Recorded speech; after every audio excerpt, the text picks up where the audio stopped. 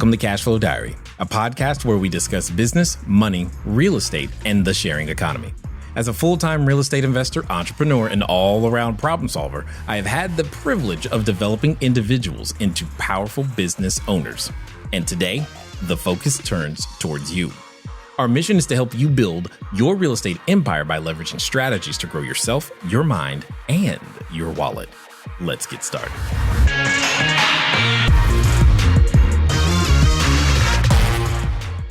She loved, her name actually is Kara. She loved everything about she loved everything about the home, said it felt like a home. Yes. She in her review, she said the only thing she would say negative was the location / neighborhood. She felt unsafe at times. And that annoys me because it's a good neighborhood with good people who've lived there for a long time. And so I'm going to respond to this review. I see that look, Jay. I see that look. I'm listening now. I'm encouraged. I'm like, uh-oh.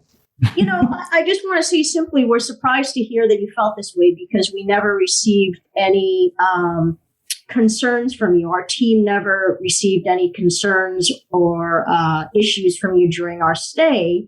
I just want to say, look, it is a multicultural and diverse neighborhood, but this is a good neighborhood filled with good people. Sure. And you could read our reviews to see how everybody else has felt about it. We've never had any incidents here. Yes.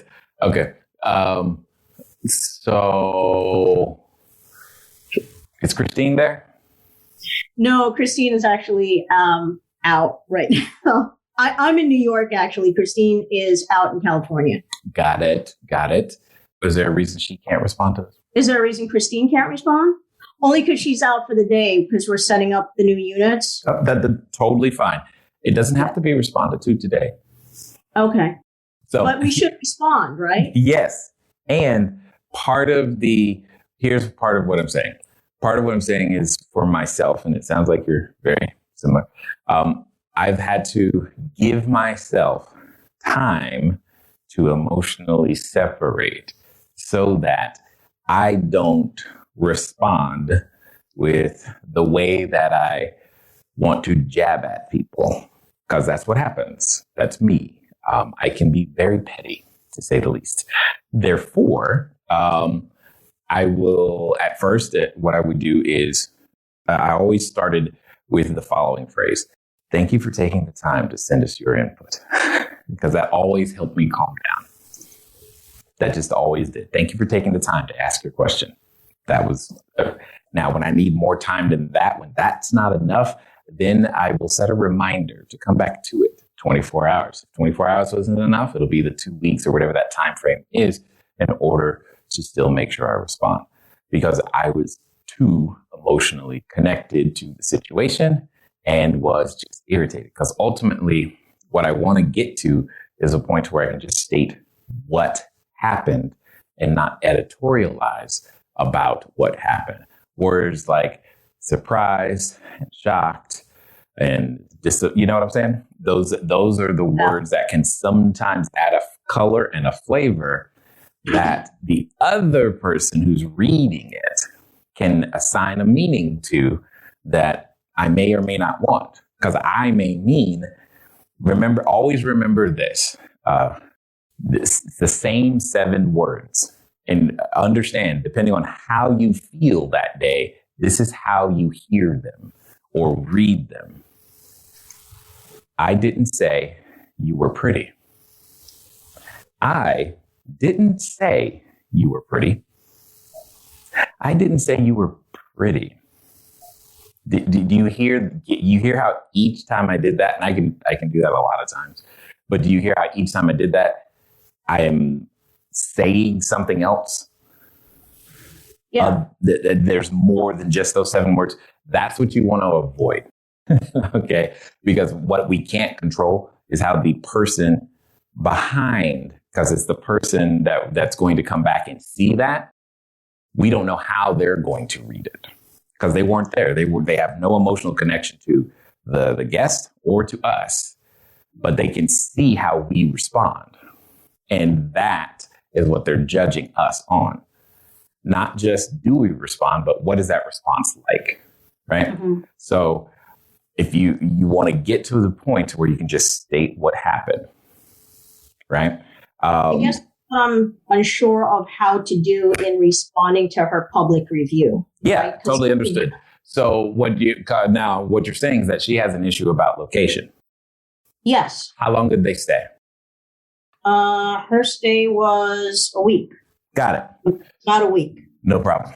And you're saying that during the stay, there was no communication about anything that was disappointing. Correct. Got it. So, Karen, thank you for taking the time to give us your input. Standard Airbnb policy gives all guests 24 hours to respond to anything or points of dissatisfaction from the time you arrive. I checked the records, and we did not receive any issues or notification of any issues or complaints. In the future, please let us know so that we, in the future, on your next day, when you come back, please let us know within the first 24 hours of your arrival, anything that you're dissatisfied with, and we will happily resolve the issue as we have for our other guests. So I'm a little bit hesitant to write that, because how does that look to another potential guest who wants to book and sees this review that she felt unsafe in the neighborhood, and then sees our response that in the future, let us know when something happens. If that was me reading it, I would assume, oh, what happened? Correct. That's exactly what you want. Because you know what they're going to do? What? Go look at the other reviews. Okay. And what are they going to see? Not that. No, they're not going to see anything. But correct. So, and we're adult enough to know that you can't please everybody. And some people are just ridiculous. You just don't want to also be in the group of ridiculous. Agreed. I'm trying to come from a perspective of she's no longer my audience. My next person who is going to stay there is my audience. And how do I communicate a message to them that this is a good neighborhood? You don't. Well, and that's what I'm trying to get you away from, because it's a relative term.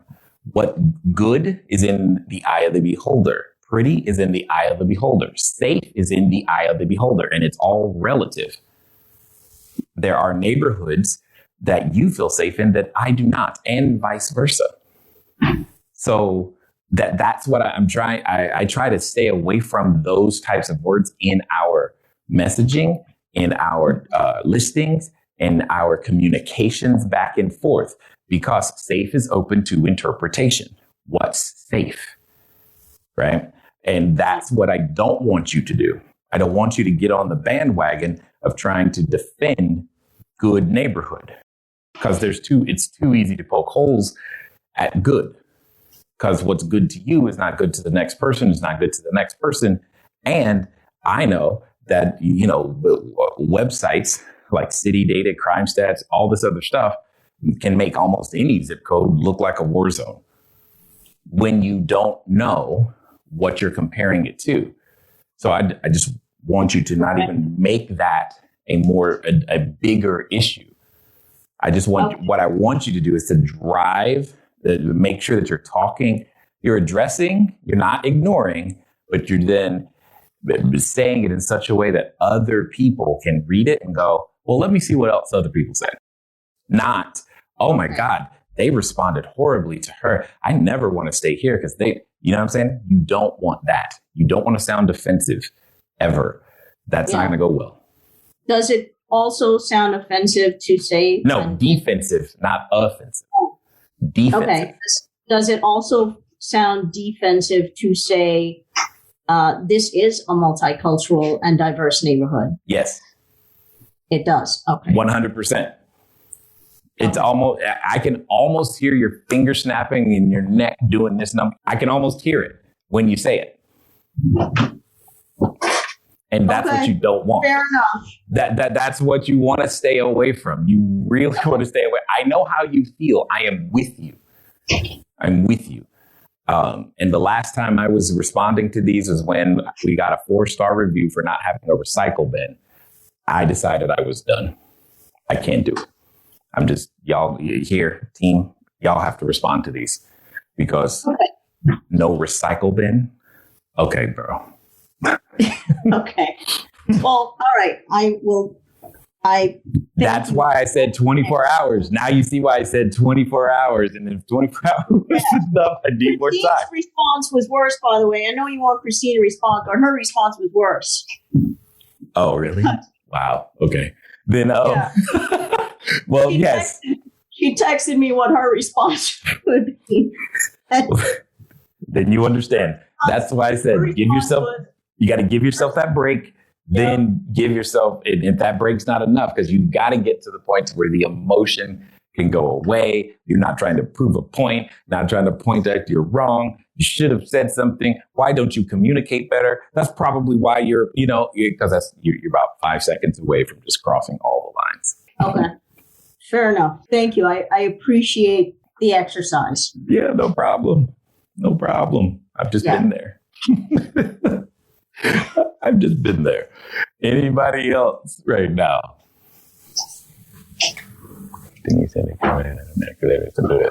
Got it. Anybody else? John, how'd you like that one? Yeah, I feel the same way.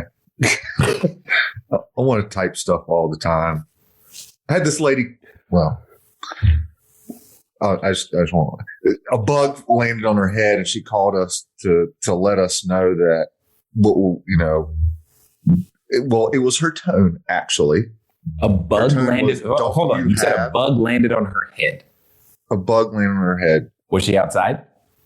No, she was inside. Okay, go ahead. And her tone, it was the way I read it anyway. It was like, "Don't you have pest control?" And I said, "Yeah, we do," basically. And her response was, "Well, it was something about her. She's got an infant, and it's her only child. And sometimes they're first time mom. They saw a bug and they got it. It's a problem because she has an infant. First time mom. Yes, yeah. The child is treated like glass. I understand. I'm sorry, and hopefully she got over it. But who knows? But yes, absolutely. That is definitely a part of this business, dealing with individuals, what do we call them? Idiosyncrasies and whatnot. So I hear you, and it's just a part of what we have to do. I will talk to you guys soon. Y'all be good, make good choices, and follow the system so that it works for you instead of you having to work for it. And we will talk to you soon.